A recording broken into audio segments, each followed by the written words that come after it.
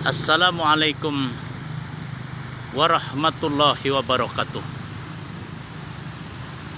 Inilah Masjid Hasanuddin Majdi di kota Banjarmasin.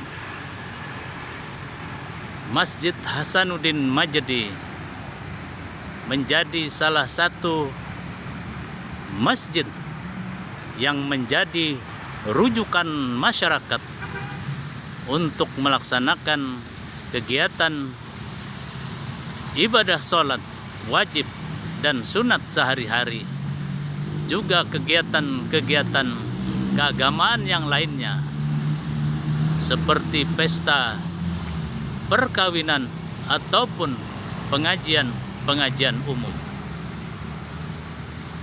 Keberadaan masjid ini dapat menjadi rujukan masyarakat dari berbagai daerah, terutama masyarakat yang berasal dari Kalimantan Tengah ataupun yang datang dari hulu sungai, dapat melaksanakan ibadah di masjid ini sambil menghilangkan rasa penat dari perjalanan yang jauh.